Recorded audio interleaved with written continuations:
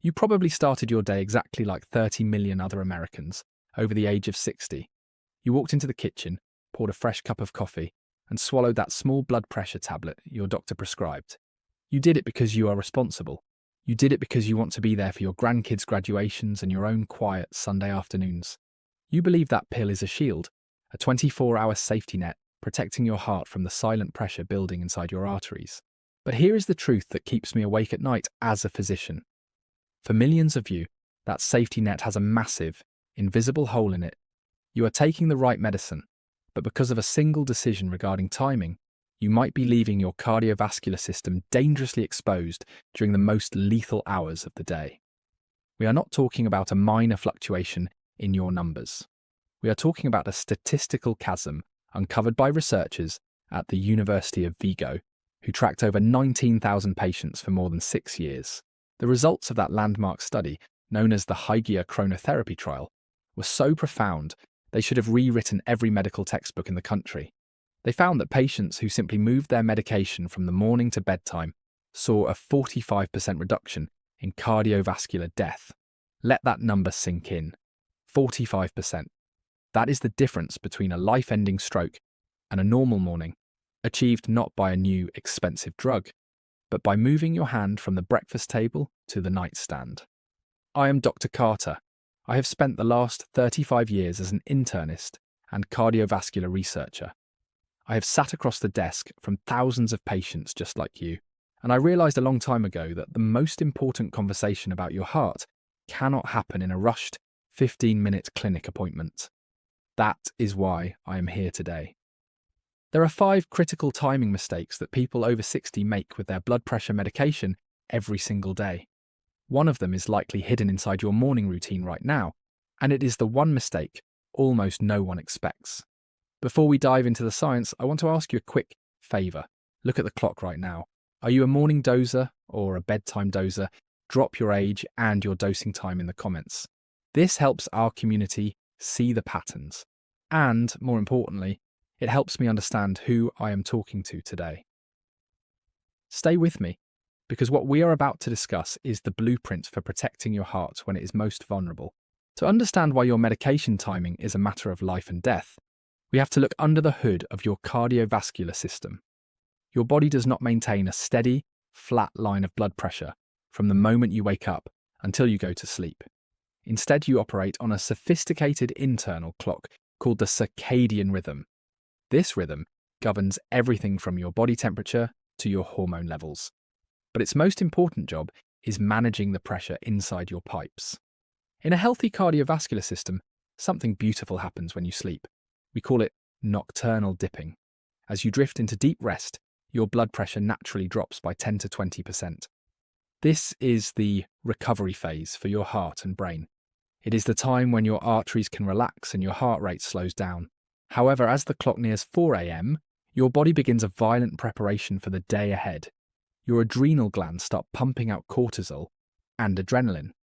Your sympathetic nervous system, your fight or flight response, kicks into high gear.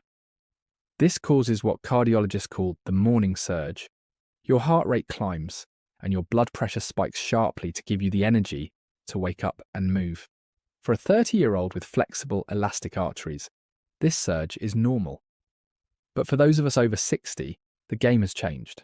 As we age, our arterial walls naturally undergo a process called vascular stiffening. Think of a brand new rubber band versus one that has been sitting in the sun for years. The old rubber band is brittle, it doesn't stretch easily, and if you pull it too hard, it snaps. By age 65, many people have lost up to 30% of their arterial elasticity. When that morning surge hits a stiff, aging cardiovascular system, the results are often catastrophic. A study published in the journal Hypertension revealed a chilling statistic. This morning, window is responsible for 49% of all strokes and 40% of all heart attacks. Nearly half of all major cardiovascular events happen in that small window between 4 a.m. and 10 a.m. Here is why your morning pill might be failing you. If you take your medication at 8 in the morning, it usually takes 1 to 2 hours to reach its full strength in your bloodstream. By the time the drug is actually working at its peak, it is 10 or 11 a.m. The dangerous morning surge has already happened. You are essentially bringing an umbrella to the beach after the rainstorm has already passed. Even worse, by the time 4 a.m. rolls around the following day, that morning pill has been in your system for 20 hours. Its concentration is at its lowest point, just as your body's internal surge is at its highest. You are at your most vulnerable precisely when your medication is at its weakest. This misalignment is the invisible hole in the safety net. Understanding this biological clock is the first step toward true protection. It is not just about lowering the pressure, it is about covering the window of risk. In the next few minutes, I'm going to show you how common habits, from your morning coffee to your choice of juice, are interacting with this biological clock in ways that could be sabotaging your health. We will start with the one morning ritual that millions of Americans are using to accidentally cancel out their heart medication. For millions of Americans, the scent of brewing coffee is the only thing that makes the morning bearable. It is a ritual of comfort. You pour your mug, grab your pill bottle, and take your beta blocker. Perhaps it is metoprolol, atenolol, or carvedilol. With that first hot sip, to you, it feels like a productive start to the day. But inside your cardiovascular system, you have just initiated a chemical civil war. I want you to visualize your sympathetic nervous system as the gas pedal of a car. When you drink caffeine, you are pressing that pedal down. Caffeine triggers a release of adrenaline. It narrows your blood vessels and tells your heart to beat faster and harder. Now think of your beta blocker as the brake pedal. Its entire job is to block the effects of adrenaline, slowing the heart and easing the pressure on your arterial walls. When you take these two together within the same 30-minute window, you are effectively slamming on the gas and the brake at the exact same time. In a healthy 20-year-old, the body handles this tug of war with ease, but after 60, your heart's electrical system is more sensitive. In many patients, this competition doesn't just cancel out the medication, it creates a turbulence in the heart rhythm. Take the case of Sarah J., a 67-year-old retired architect from Seattle. Sarah was a faithful patient. She never missed a dose of metoprolol. However, she came to my office complaining of what she called morning anxiety. Every day around 9:30 a.m., her chest would feel tight, and she could feel her heart thumping against her ribs like a trapped bird. She thought she was having panic attacks. When we looked at her routine, the culprit was obvious. She was taking her pill at 8 a.m. with a large cup of dark roast coffee. By 9 a.m., the caffeine was hitting its peak stimulation, just as the metoprolol was trying to suppress her heart rate. Her heart was caught in the middle of a physiological battle. This isn't just an anecdote. The Mayo Clinic Cardiovascular Research Program conducted a study tracking over 3,000 patients on beta blocker therapy. They found that individuals who consumed 2 or more cups of coffee within an hour of their medication had a 22% higher incidence of symptomatic palpitations. These aren't just annoying feelings. For an older heart, these palpitations can be the precursor to more serious arrhythmias. The solution is remarkably simple, yet almost no one is told this in the pharmacy line. If you are on any form of beta blocker, you must give your medication a head start. You need to wait a minimum of 45 to 60 minutes after taking your pill before you have your first caffeinated beverage. This allows the medication to clear the stomach and begin its work on the heart's receptors without interference. Here is my Dr. Carter Synergy tip for this mistake. Take your morning pill with a full 8-ounce glass of room temperature water. Not a sip, a full glass. Proper hydration reduces the concentration spikes of the medication, allowing for a smoother absorption. If you absolutely cannot wait for your coffee, switch to a high-quality decaf for that first cup. Decaffeinated coffee does not have the same gas pedal effect and will not fight your medication. Sarah made this one change, waiting an hour for her coffee, and her morning anxiety vanished in less than 10 days. This next mistake is perhaps the most dangerous because it often stems from a patient trying to be healthy. We are told to eat more fruit and drink natural juices. But if you are among the millions of Americans taking a calcium channel blocker, drugs like amlodipine, nifedipine, or felodipine, one specific fruit acts like a chemical on-off switch for your liver. I'm talking about the grapefruit. Most people have heard there is some issue with grapefruit, but very few understand the sheer scale of the danger. Inside your digestive tract, you have a very specific enzyme called CYP3A4. Think of this enzyme as a security guard at a gate. Its job is to break down your blood pressure medication so that only a safe, controlled amount enters your bloodstream. Grapefruit contains compounds called furanocoumarins. These compounds are security guard assassins. When you consume grapefruit juice, it doesn't just interact with the enzyme, it completely disables it. It effectively fires the security guard and leaves the gate wide open. Without that enzyme to regulate the drug, the concentration of medication in your blood can surge to 3, 4, or even 5 times the intended dose. What makes this truly terrifying is the hangover effect. This isn't a 1-hour interaction. Research from the University of Toronto has shown that a single glass of grapefruit juice can suppress your body's ability to process medication for up to 72 hours. That means if you have a grapefruit on Tuesday and take your amlodipine on Thursday, you are still at risk of an overdose. I remember Arthur L., a 74-year-old veteran from Florida. Arthur was in excellent shape for his age. He began drinking a fresh citrus blend every morning because he wanted to boost his vitamin C. One morning, while standing in his kitchen, the world suddenly went black. He collapsed, narrowly missing the edge of a granite countertop. When he was brought to the ER, his heart was fine, but his blood pressure had cratered to 80/50. He wasn't having a heart attack, he was suffering from accidental toxicity.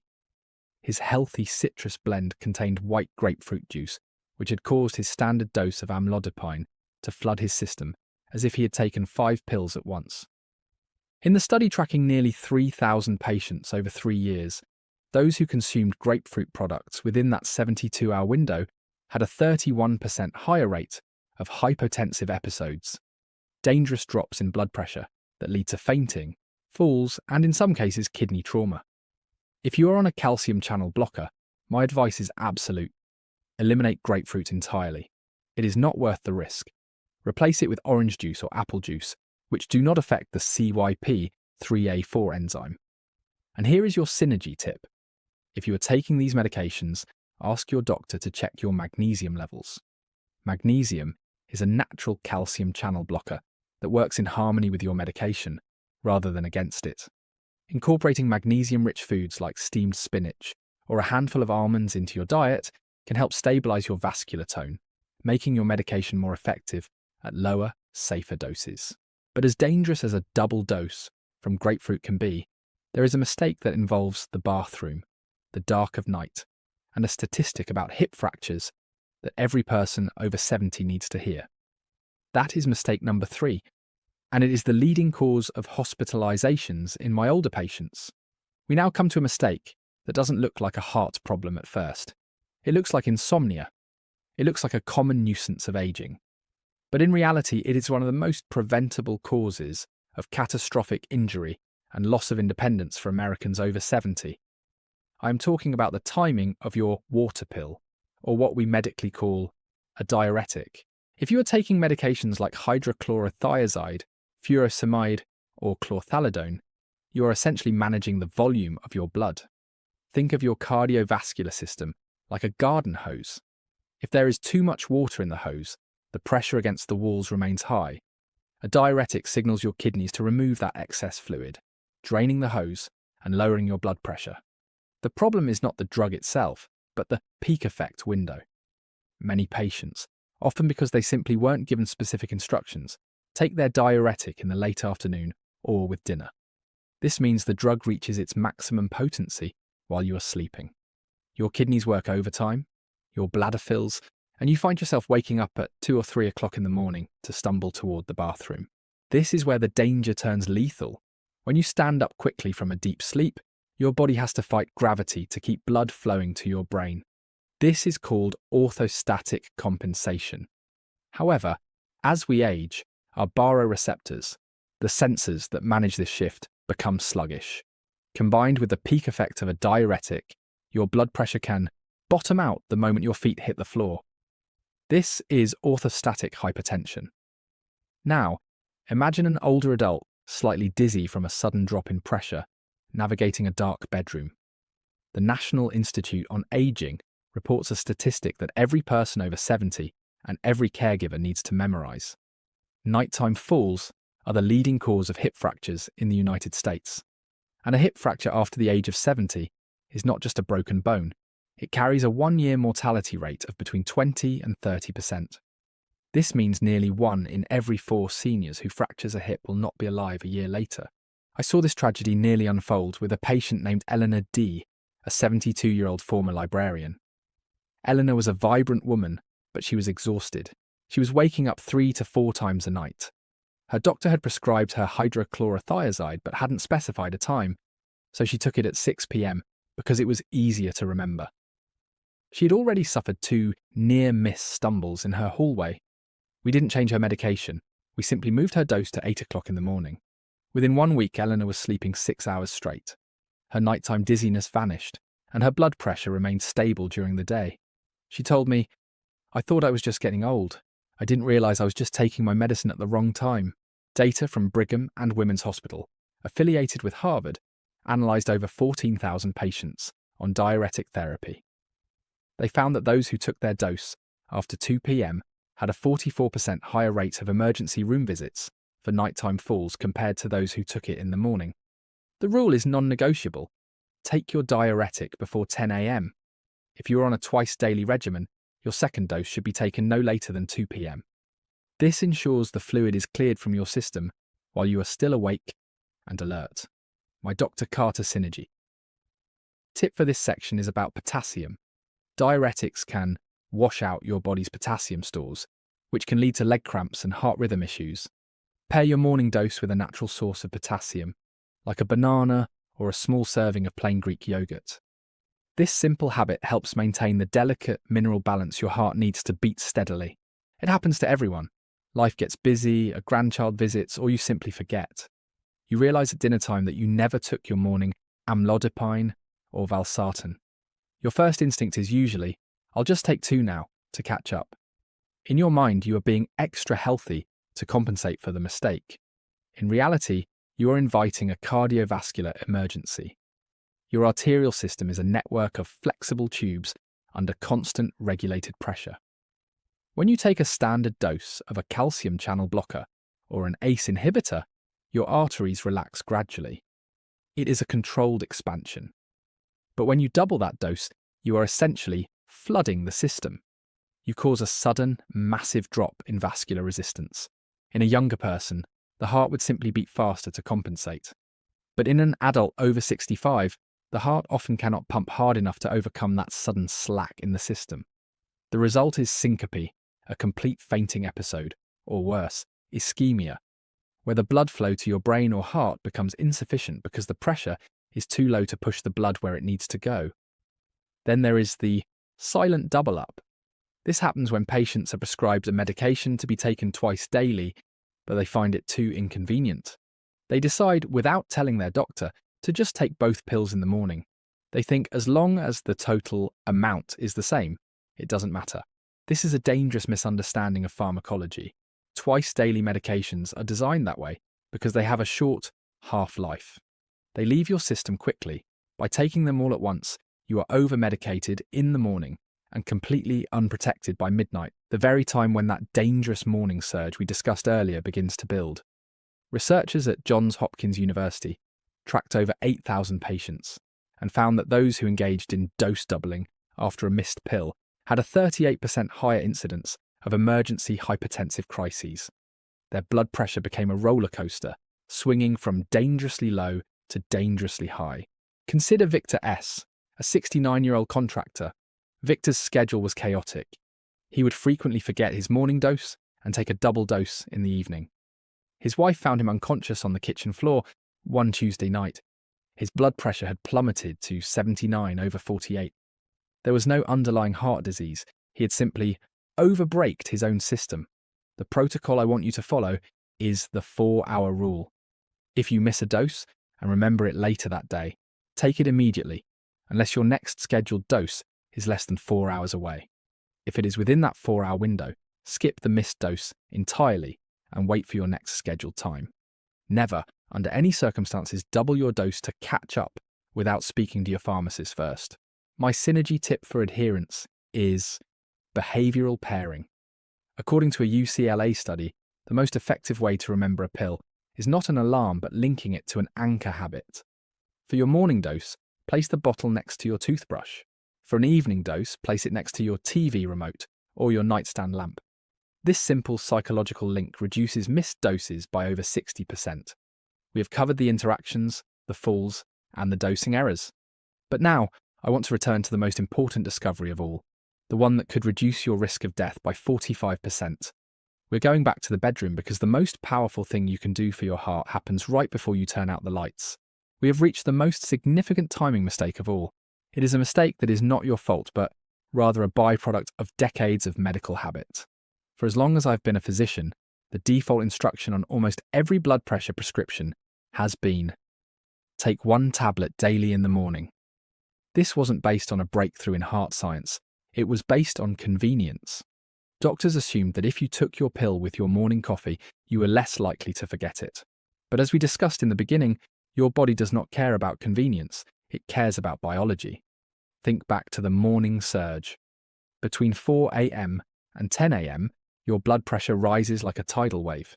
If you take your pill at 8 in the morning, it is at its weakest point, exactly when that wave is crashing against your arterial walls. You are essentially leaving your heart unprotected during its hour of greatest need. This brings us to the bedtime revolution. By moving your medication from the breakfast table to the nightstand, you create what I call a pharmaceutical wall. When you take an ACE inhibitor or an ARB, medications like lisinopril, losartan, or valsartan, at 10 p.m., the drug reaches its peak concentration in your bloodstream, roughly 6 hours later. That is 4 a.m. Instead of your medication being at its lowest point during the morning surge, it is at its absolute strongest. The surge meets the wall. Your blood pressure is suppressed before it ever has a chance to reach dangerous stroke-inducing levels. The evidence for this is staggering. I mentioned the Hygia chronotherapy trial earlier, but I want to look closer at the numbers because they are life-changing. This wasn't a small study. It involved over 19,000 patients who were followed for more than 6 years. Half took their meds in the morning, half at bedtime. The bedtime group didn't just have slightly better numbers. They had a 45% lower risk of heart attack, stroke, and cardiovascular death. In my 35 years of medicine, I've rarely seen a single lifestyle change, one that costs $0, have that kind of impact. I saw this firsthand with Lydia Kay, an 81-year-old retired opera singer. Lydia was a morning person who took her lisinopril at 7 a.m. every day. To her doctor, she looked fine because her blood pressure in the office was always 130/80. But Lydia felt off in the early hours. We ordered a 24-hour monitor for her, which recorded her pressure every 30 minutes.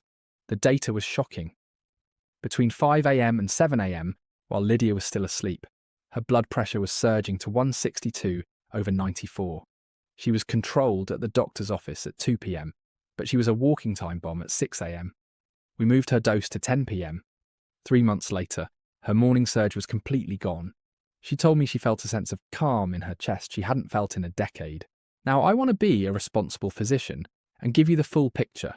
Science is always evolving. A more recent study in the United Kingdom called the TIME trial found that for many patients, it didn't seem to matter whether they took their meds in the morning or evening. So why do I still lean toward bedtime? Because the Hygia trial showed us that for a specific group of people, those we call non-dippers, whose blood pressure doesn't drop enough at night, bedtime dosing is a literal lifesaver. And here is the catch. You cannot know if you are a non-dipper just by taking your pressure once a day at the kitchen table. This brings us to the most important part of this video. Your next step. You now have more information about your medication than 90% of the people sitting in a cardiology waiting room. But knowledge without action is just trivia. At your next appointment, I want you to ask your doctor 2 very specific questions. Do not just ask, "Can I change my time?" Instead, ask this. "Doctor, based on my risk factors, should we consider moving my medication to bedtime to better control my morning surge?" And then ask the second, more powerful question. Would a 24-hour ambulatory blood pressure monitor help us see my true circadian pattern? That monitor is the gold standard. It tells the story of your heart while you are sleeping, while you are stressed, and while you are waking up. It takes the guesswork out of your survival. My final Dr. Carter synergy, top-kind tip for the bedtime revolution is this. If you switch to evening dosing, Take your pill 30 minutes before you actually lie down in bed. This allows for proper initial absorption and prevents any potential acid reflux that can occur if you swallow a pill and immediately lay flat. Pair this with a consistent sleep schedule. Consistency in timing is just as vital as the timing itself. Your heart thrives on rhythm. I want to speak to you personally for a moment as we close. Getting older in America often feels like a series of losses. Loss of speed, loss of certain foods, or the loss of health as we begin to rely on prescriptions. But I want you to reframe that today. Taking blood pressure medication is not a sign of failure. It is a sign that you are using the tools of modern science to extend your story. You deserve to have that story be as long and as vibrant as possible. You deserve the dignity of understanding how your own body works, whether you are 60, 70, or 90. You are the CEO of your own health. Your doctor is your consultant, but you are the one who lives in that body every single day. If this video gave you a perspective your last clinic visit didn't, then I have done my job. I created this channel because I believe the most powerful medicine in the world is an informed patient. Before you go, I have one last request. If you haven't already, please tell me your age in the comments and let me know which of these 5 mistakes surprised you the most. Was it the coffee, the grapefruit, or the morning surge? Your comments create a map for others to follow, and they help me know what topics to dive into next week. I'm Dr. Carter. Thank you for spending 21 minutes of your life with me today. It might just be the 21 minutes that saves your life. Subscribe and join our community so you don't miss our next deep dive into the science of aging well. Take care of your heart, and I will see you in the next video.